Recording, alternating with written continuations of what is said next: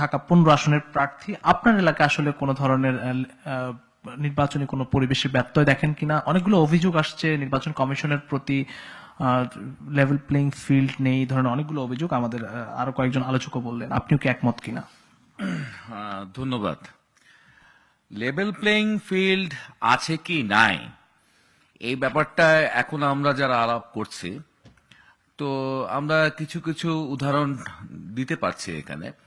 তবে আমি মনে করি এটা দেখবার বা এটা ব্যাপারে চূড়ান্ত কথা বলবার সময় এখনো আসে নাই। এখন পর্যন্ত যা দেখেছি তার উপরে আমার একটা বিশ্লেষণ আর কি।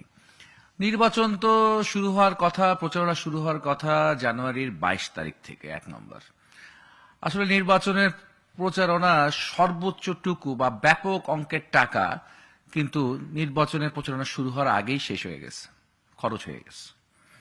আপনি যদি শুধু ঢাকা শহরে আপনি ফেস্টুন লাগাইছিলেন, আবার খুলে ফেলছেন। আপনি বিলবোর্ড লাগিয়েছিলেন, আবার খুলে ফেলেছেন। আপনি ডিজিটাল বিলবোর্ড ব্যবহার করেছেন, এখন ব্যবহার করছেন না। কিন্তু দেখা গেল সাপোজ আমার আসনে 3,33,000 ভোটারের এগেনস্টে আমাদের খরচের সিলিংটা হচ্ছে ধরেন 33 লক্ষ বা 35 লক্ষ টাকা। কিন্তু আমি ঢাকা 15 আসনে যারা হচ্ছে মানে দৃশ্যত জায়ান্ট প্রার্থী আর কি বলে যাদেরকে পরিচয় করে দেওয়া হয়, তো তাদের উভয়ের খরচ দেখেছি। উভয়ের খরচ আমাদের হিসাব, আমাদের কর্মীদের হিসাব হচ্ছে যে ভাই এটা তো হচ্ছে এই 25 সালের মাঝামাঝি অবস্থাতেই তো এটা অর্ধ কোটি উভয় ছাড়িয়ে গেছিল আর কি। তো এত টাকা ছাড়াই দেওয়ার পর এখন আর কি হিসাব নিকাশ আসবে মাত্র 33 লক্ষ টাকা সিলিং। হ্যাঁ, 33 লক্ষ বা 35 লক্ষ টাকা এখন আমার বাজেট। এই ব্যাপারটা হচ্ছে একটু দেখবার বিষয় রয়েছে। আমরা বিশ্বাস করি এই স্বপ্নগুলিতেই তৈরি হবে স্বপ্নের বাংলাদেশ। স্বপ্ন ধরা, ধরনীর বুকে স্বপ্নের ঠিকানা। আর লেভেল প্লেইং ফিল্ডের যে বিষয়টা আমরা দেখতেছি, যেখানে একটু দুর্বল প্রার্থী পাওয়া যাচ্ছে, বিশেষ করে যে বাছাই পর্বে দেখেছি, সেখানে তার প্রতি খুব কড়া প্রত্যেকটা আইন খুব দৃঢ়ভাবে মানা হচ্ছে, এবং যেখানে একটু সবল প্রার্থী সেই জায়গাটা হচ্ছে একটু ফ্লেক্সিবিলিটি দেখা যাচ্ছে। ইভেন কি আমাদের পার্টির কথাই যদি বলি, আমাদের কমিউনিস্ট পার্টি, আমরা কাস্তে মার্কানে লড়ছি। আমাদের দেখা যাচ্ছে যে আমাদের ইতিমধ্যে আপনারা জানেন এটা একটা গণতান্ত্রিক পার্টি। আমরা প্রতি 4 বছর অন্তর অন্তর আমাদের কংগ্রেস হয়, সেখানে আমাদের নেতৃত্ব প্রত্যক্ষ ভোটের মাধ্যমে নির্বাচিত হয় এবং নেতৃত্ব পরিবর্তন ঘটে আমাদের। এবং যথারীতি গত বছর অক্টোবরে আমাদের পার্টির সভাপতি, সাধারণ সম্পাদকের পরিবর্তন হয়েছেন, নতুন সভাপতি নির্বাচিত হয়েছে, নতুন সাধারণ সম্পাদক নির্বাচিত হয়েছেন। কিন্তু এটা দেখার পর আমরা হচ্ছে এটা ইসিকে ইনফর্ম করেছি এবং নির্বাচন কমিশন আবার তাদেরকে আহ্বান করেছেন। আমাদের নতুন সভাপতি, নতুন সাধারণ সম্পাদককে নিয়ে তারা বৈঠক করেছেন, একাধিকবার বৈঠক করেছেন। সব বৈঠক শেষ হওয়ার পর এই বাছাই পর্বে যাওয়ার পর দেখলাম যে ওই একই স্বাক্ষর, একই সভাপতির স্বাক্ষর কিংবা একই সাধারণ সম্পাদকের স্বাক্ষরে কোন কোন জেলায় কোন কোন নির্বাচনে আসনে তাদের প্রার্থিতা বাতিল হয়ে গেল, আবার কোন কোন আসনে প্রার্থিতা বৈধ হয়ে গেল। এই যে এক আইন তার 2 রকম প্রয়োগ আর কি, বিভিন্ন জেলায় এক এক রকম প্রয়োগ বা বিভিন্ন আসনে এক এক রকম প্রয়োগ, একই বিষয় একই বিধায়। এবং এটার কারণ কি দেখা গেল যে ওয়েবসাইটে, নির্বাচন কমিশনের ওয়েবসাইটে সেখানে এখনো পুরনো সভাপতি শাহ আলম ভাই বা রহিমসন প্রিন্স ভাইয়ের নাম রয়ে গেছে আর কি, এবং তাদের স্বাক্ষর রয়ে গেছে।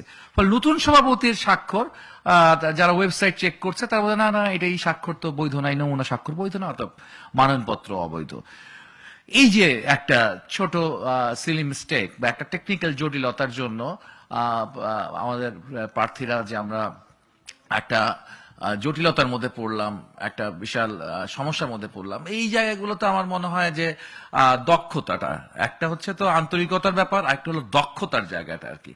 এই কমিশনের দক্ষতাটাও কিন্তু হচ্ছে প্রশ্নবিদ্ধ হচ্ছে আর কি। শুধুমাত্র যে কমিশন যে স্বচ্ছ হবে, নিরপেক্ষ হবে, স্বচ্ছ নিরপেক্ষ আপনি হতে পারেন, আপনি খুব ভালো মানুষ হতে পারেন আর কি, খুব ভালো মানুষ, কিন্তু শুধু ভালো মানুষদের তো কাজ হবে না, সাথে সাথে আপনার হচ্ছে দক্ষতা, ইফিসিয়েন্সির একটা প্রয়োজন রয়েছে। তো নির্বাচন কমিশন তার প্রথম ধাক্কাতেই সেই ইফিসিয়েন্সি লুজ করছে।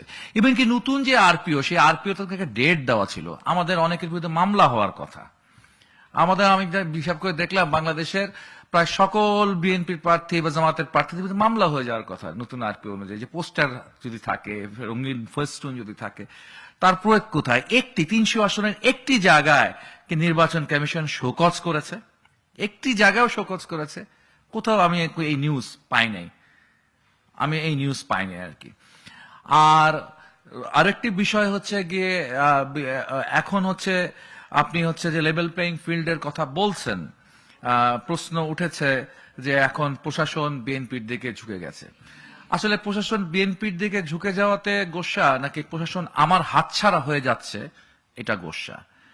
আমরা তো দেখেছি বিগত সময়কালে 5ই আগস্টের পর প্রশাসন বলেন, বিশ্ববিদ্যালয় বলেন, সমস্ত জায়গায় আমরা দেখেছি বিএনপি এবং জামাত ইসলামের একটা প্রতিযোগিতা, ভিসি দখলের প্রতিযোগিতা, ডিসি দখলের প্রতিযোগিতা। এবং ভিসি এবং ডিসি দখলের প্রতিযোগিতা অনেক ক্ষেত্রে আমি দেখেছি যে জামাত বেশ অগ্রসর হয়ে গিয়েছিল আর কি। এখন হচ্ছে বিশেষ করে লন্ডন বৈঠকের পর আস্তে আস্তে এটা হাওয়া বা পাল ঘুরে যেতে পারে।